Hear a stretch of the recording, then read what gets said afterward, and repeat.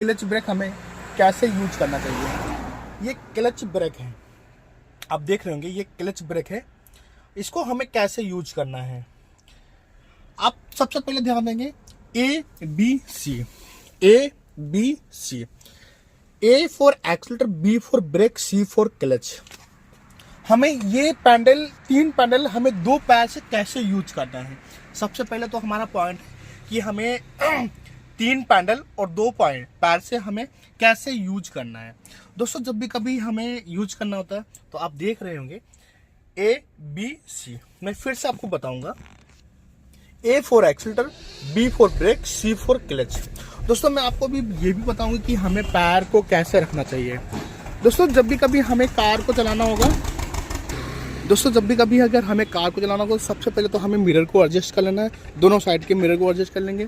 आप देख रहे होंगे लेफ्ट साइड का भी मिरर ओपन है और राइट साइड का भी मिरर ओपन है। दोस्तों दोनों मिरर हमें ओपन कर लेना है। फिर उसके बाद अगर हम कार को चलाएंगे तो एक हमें जो पीछे की जो साइड होती है कार के दोनों साइड से, ये हमें कैसे जजमेंट करना होता है। दोनों साइड की साइडें हमें कैसे दिखेंगे। और जो बैक मिरर होता है, आप देखेंगे अभी जब हम बैठेंगे वहाँ पे हमारे, है ना, दिख रहा होगा आपको यहीं से मिरर में। तो मैं आपको बताऊंगा अभी फिर से भी कि हमें कैसे दोनों मिरर पे कैसे हमें फोकस करना चाहिए, दोनों मिरर पे राइट और लेफ्ट में। उसके साथ में आपको बैक मिरर भी कैसे यूज करना चाहिए। बैक मिरर दोस्तों मैंने आपको अभी तक बताया है एक्सीलरेटर, ब्रेक और क्लच। दोस्तों मैं आप सभी को बताऊंगा कि हमें क्लच और ब्रेक को कैसे एडजस्ट करना चाहिए।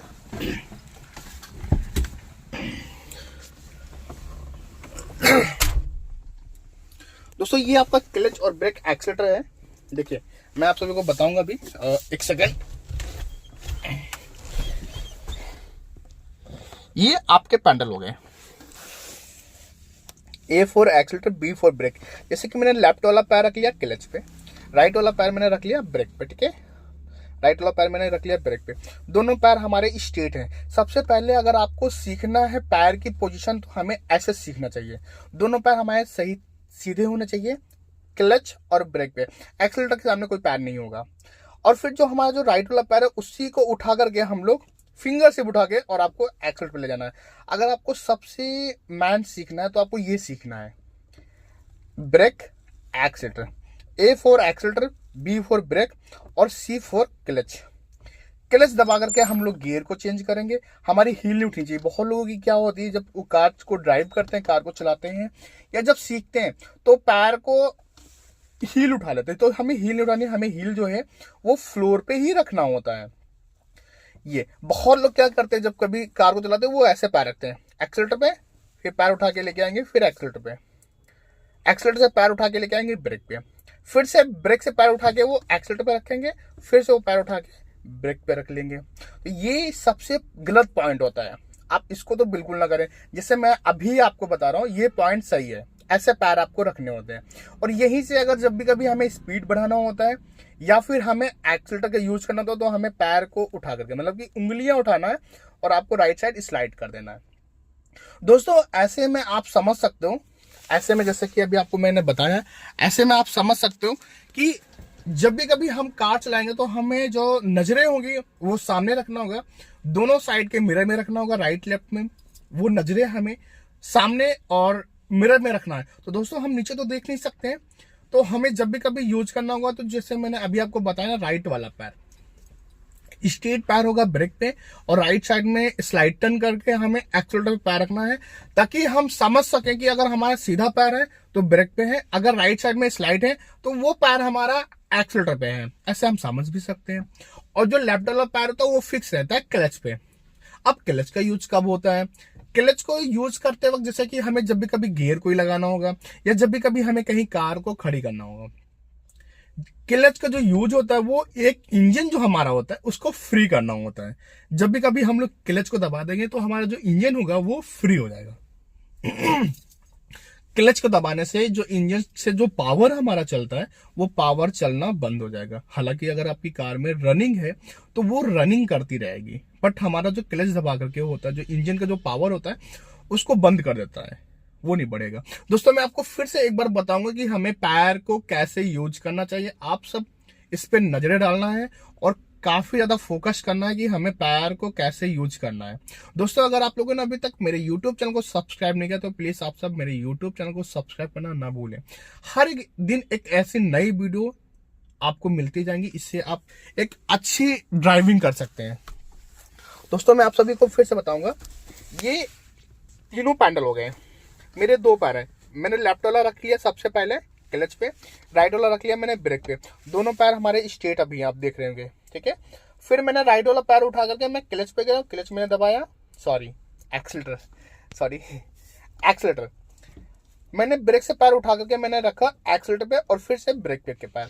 ये मेरा क्लच है लेफ्ट वाला पैर, ये मेरा जो मैं अभी दबा रहा हूँ ये क्लच है लेफ्ट साइड में, और ये मेरा ब्रेक है, ये मेरा एक्सीलेटर है।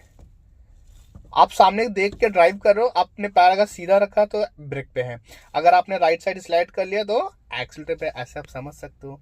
बहुत ही अच्छा पॉइंट है, बहुत ही अच्छी पोजीशन मैंने आपको बताई है पैर को हमें यूज करने के लिए। दोस्तों ये गियर लीवर है, ये मेरा गियर लीवर है। जब भी कभी हम लोग कोई सा भी गियर लगाएंगे तो आपको क्लच दबा करके, क्लच मैंने दबाया लेफ्ट। दोस्तों जब भी कभी हमें कोई सा भी गियर अगर लगाना होता तो हर एक गियर, देखिए 3 गियर होते हैं, मैंने बताया ना, लेफ्ट साइड में, राइट साइड में और एक सेकंड, देखिए ये गियर है, गियर लीवर है, left side, middle, right, 3 gear हो गए, 3 रास्ते हो गए। क्लच मैंने दबा लिया, लेफ्ट में आगे फर्स्ट गियर, इसको मैं पीछे कर लूंगा वापस, गियर न्यूट्रल हो गया।